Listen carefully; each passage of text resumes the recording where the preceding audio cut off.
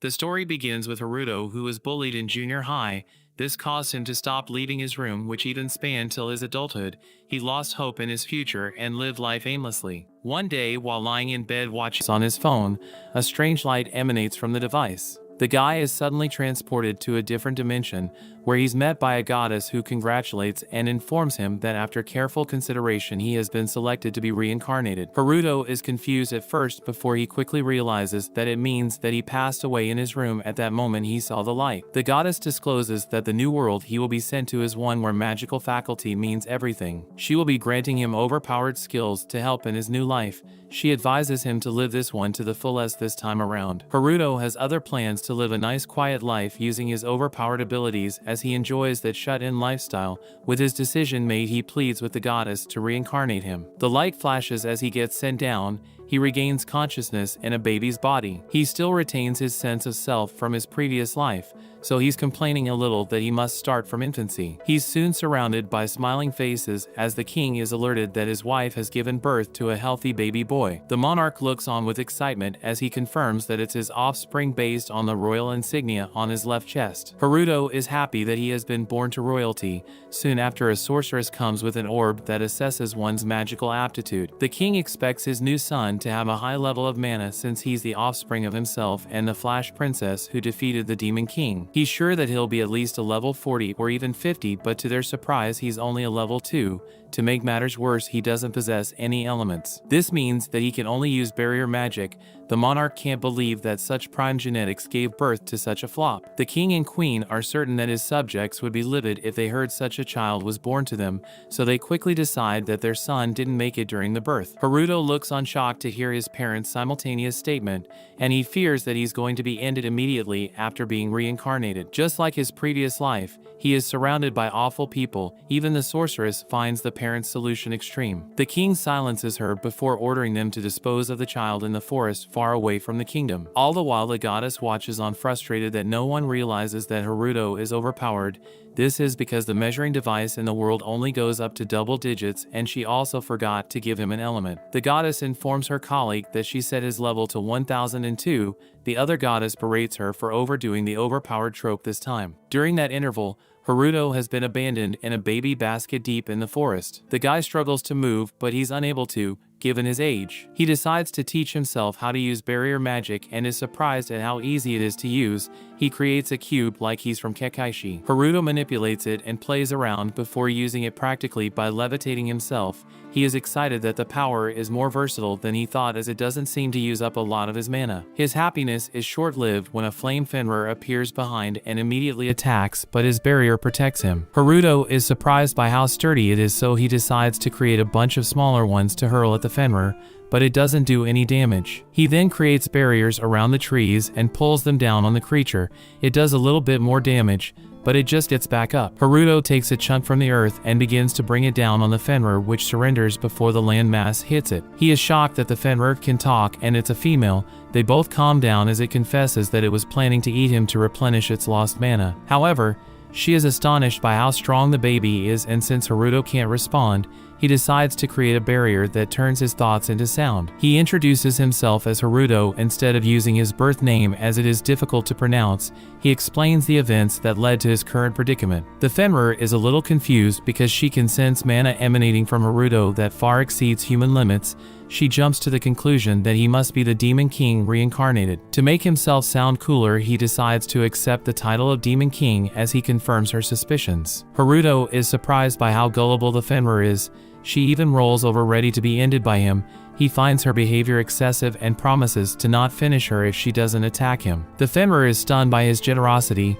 She is so moved by it that she swears not to do so. He calls her Flay as he says goodbye to her, but she addresses him as Lord. The Fenrir is happy that he has bestowed upon her a new name, so she forms a pact with Haruto where he's now her master. He is shocked to hear this, but he can't properly respond as he collapses due to a lack of breast milk. Haruto alerts Flay of his issues, so she turns into a human female hoping to help her new master, but she's unable to. Their back and forth is interrupted when Flay hears someone approaching. Haruto creates a barrier that allows him to communicate with the Fenrir without the stranger hearing them. He orders her to ask who goes there, and Gold steps forward stating his intention to take Haruto. Flay instantly refuses without hearing him out.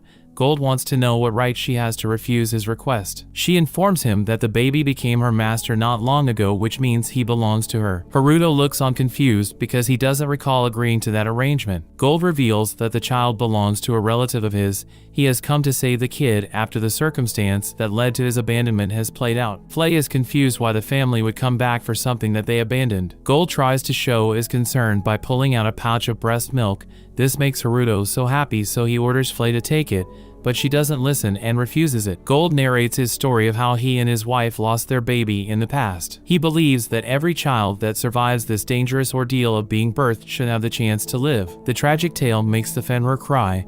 Gold finds the burst of emotion from the demon to be strange, but he can see that she cares, so he proposes that she can be his attendant if he takes the child in. Moved by the sad story, she decides to agree to the terms and conditions. To seal the deal, Gold destroys the baby's basket and makes it look like the wild animals got to Haruto. 9 years pass since that fateful night, and an older Haruto joins his new family for breakfast. He says good morning as he reveals that his original plan was to dip as soon as he got weaned off the milk, but his adopted family were so good to him that he decided to stay. However, his younger sister Char is still a bit cold towards him, which he's not comfortable about. Flay has played her role of Haruto's assistant perfectly throughout the years. The guy is a little confused as Char is very open with the Fenrir. As she serves the family breakfast, the little girl is eager to play with her after, but Flay alerts her that Haruto is her priority. He orders her to play with his kid sister. He later watches them play outside, and as he does so his mother joins him. She comments that Char seems distant because she doesn't know how to act around boys. Haruto takes it as the girl might be able to tell that he's a lot older in his head. His mother consoles him as he hangs his head down, dreading that scenario.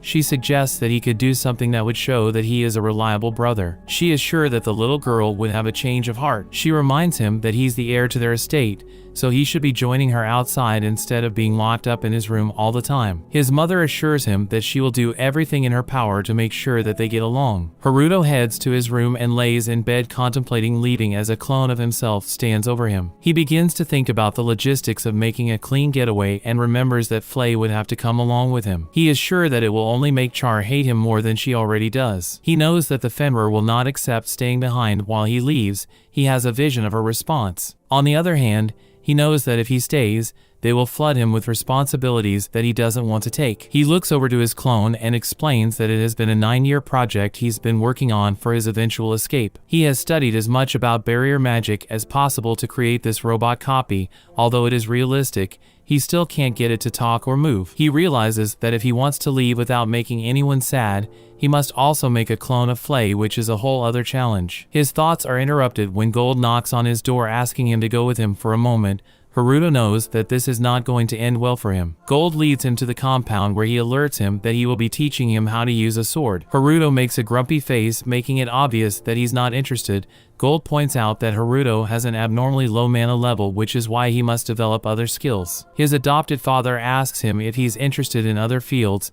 Haruto almost reveals his love of shutting himself in, but he stops himself and states that he's interested in studying ancient magic. This surprises Gold that the kid sees the potential in the lost magic of the mythical era. The boy tries to use it to dodge the sword practice, but he's given a wooden sword as he might have a hidden affinity to swordsmanship. He notices the aura emanating from Gold as he comments how his dad is a seasoned warrior known as the Earth-Shattering Warhammer. He already knows that there is no way he could land a hit and doesn't want to get hurt, so he puts up a barrier to make up for his alleged poor physical ability. He jumps towards his dad with an attack which the senior citizen barely dodges. The impact on the ground shatters Haruto's blade and creates a crater. Gold looks at it in shock and decides to get a little serious to test his suspicions.